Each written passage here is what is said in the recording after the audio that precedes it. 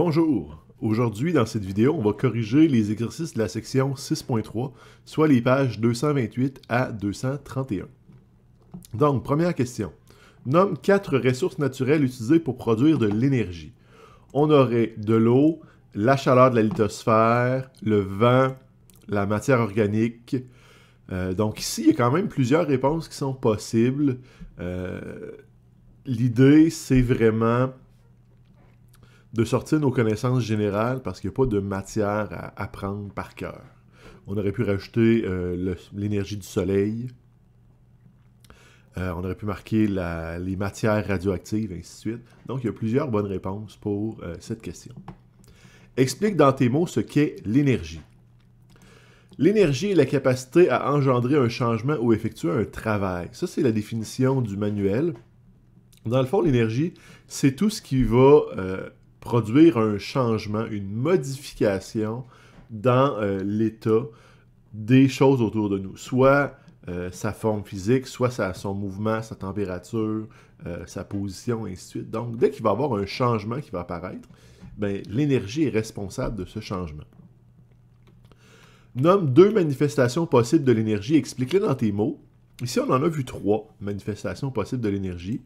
Il en donne 2 ici dans la réponse, donc soit sous forme de mouvement, un déplacement ou un changement de position dans l'espace, soit du rayonnement, qui est l'ensemble des radiations émises par un corps, okay, qui peut être de la lumière. Et le dernier, dans le fond, qu'on peut rajouter, c'est de la chaleur, qui est dans le fond, qui est l'agitation des particules d'un corps. Donc ça, c'est les 3 manifestations possibles de l'énergie, le mouvement, le rayonnement et la chaleur. Maintenant, question numéro 4.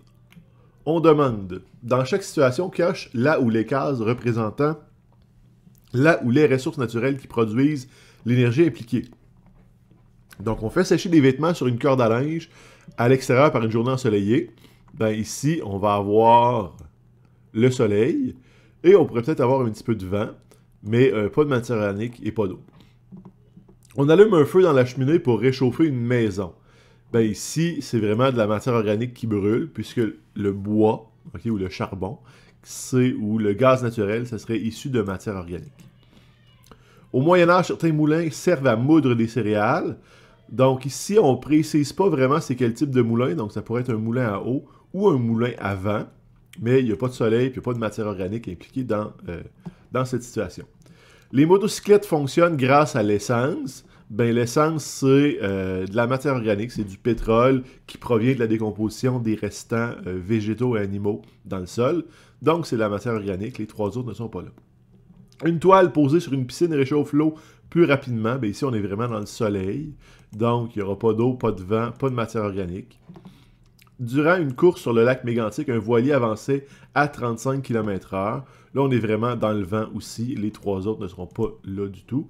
Des ingénieurs tentent de capter l'énergie des marées dans les océans pour faire tourner les turbines.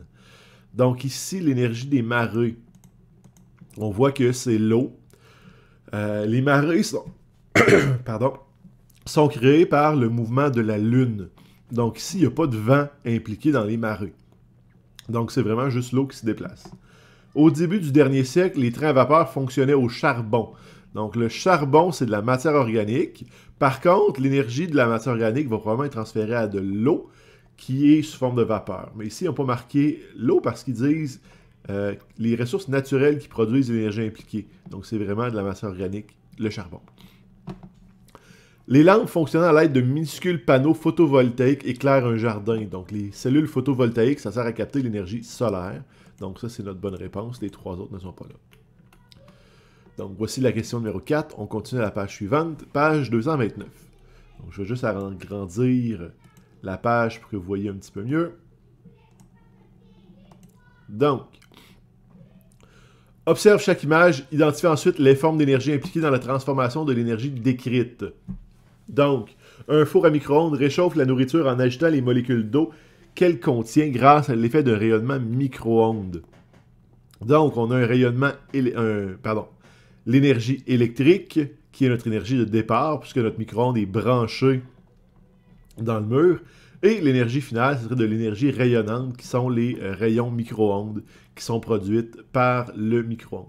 Par Par contre, excusez-moi, si vous avez dit que l'énergie finale, c'était de l'énergie thermique, ça aurait pu être bon aussi, parce qu'on a vraiment commencé par l'énergie électrique.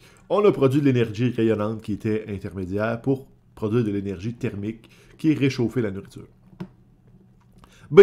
Il est possible d'installer une toile solaire sur une piscine pour augmenter la température de l'eau. Ben ici, l'énergie solaire, c'est l'énergie du soleil qui provient pour réchauffer la piscine. Et si la température de la piscine monte, c'est l'énergie thermique. Question numéro C.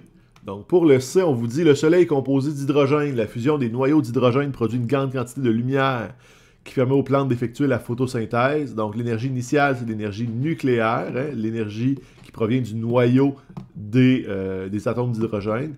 Et l'énergie produite, c'est de l'énergie rayonnante ou de l'énergie solaire. Dans ce cas-ci, les deux réponses sont acceptées. Comme on parle de photosynthèse, la réponse énergie biomasse aurait pu être acceptée puisque l'énergie est stockée dans les plantes sous forme de cellulose.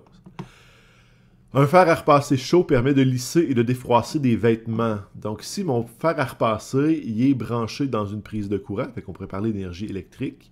Et comme il va devenir chaud, on va parler d'énergie thermique. Donc ça, c'était la page 229. On continue à la page suivante, page 230. J'agrandis un petit peu, ça sera pas bien long. Bingo! Alors, pour chaque système suivant, nomme la forme d'énergie initiale, celle qui fait fonctionner l'objet, et la forme d'énergie finale, celle produite par l'objet. Donc, un luminaire, donc c'est branché, ça a besoin d'énergie électrique, et ça produit de l'énergie rayonnante.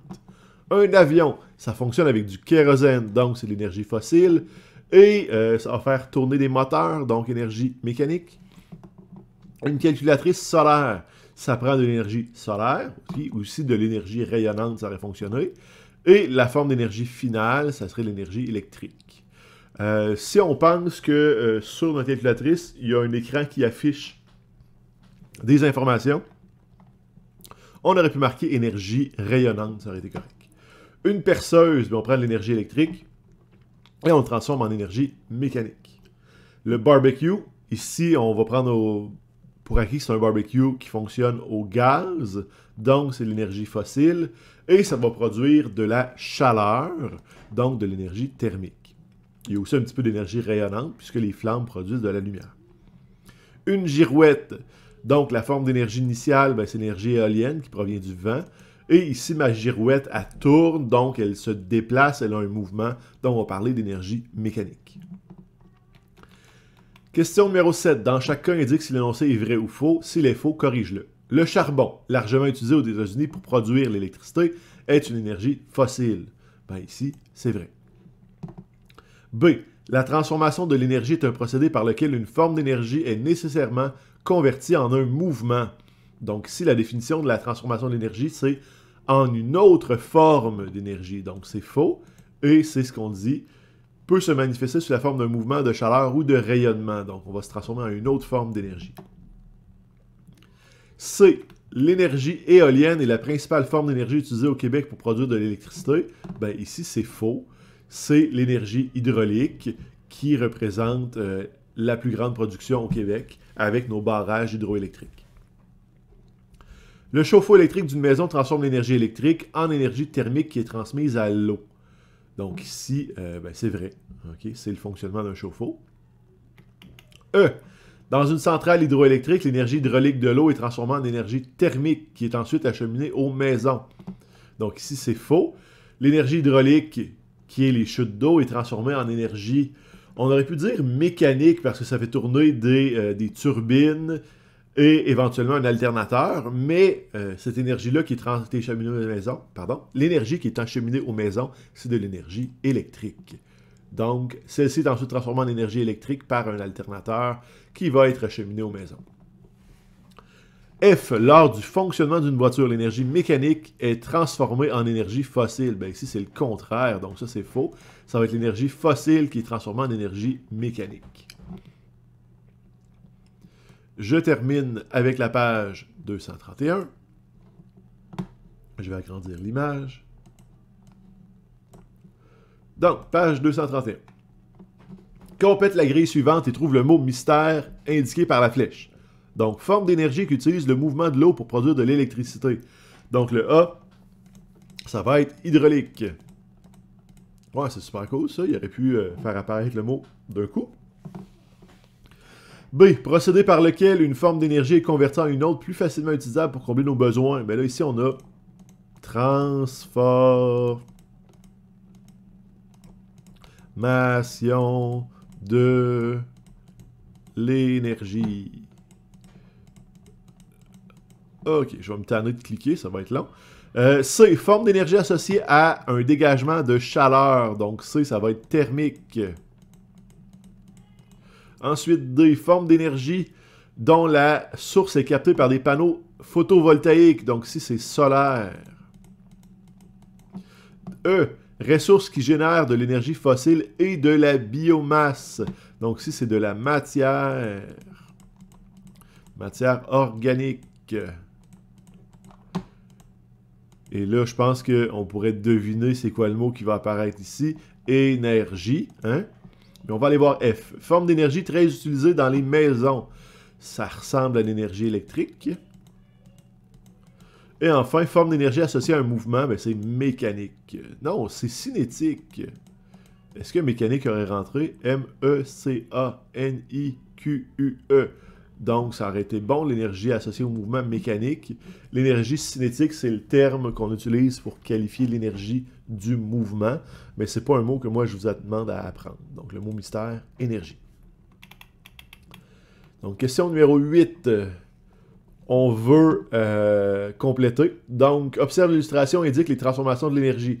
Donc, la première énergie, c'est l'énergie du vent. Donc, on a l'énergie éolienne. La deuxième énergie, c'est l'énergie qu'on observe dans le mouvement des pales et des engrenages, donc de l'énergie mécanique. Et enfin, l'alternateur va transformer cette énergie-là en énergie électrique. Donc, le fonctionnement. Le vent fait tourner les pales de l'éolienne. L'énergie éolienne 1, hein, on vient de le dire, entraîne donc la rotation des pales qui transmettent leur énergie à l'alternateur. Ce dernier produit l'énergie électrique prête à être distribuée. Donc ici, vent, pale, alternateur, c'est 1, 2, 3, ils sont là. Et on a déjà éolienne, il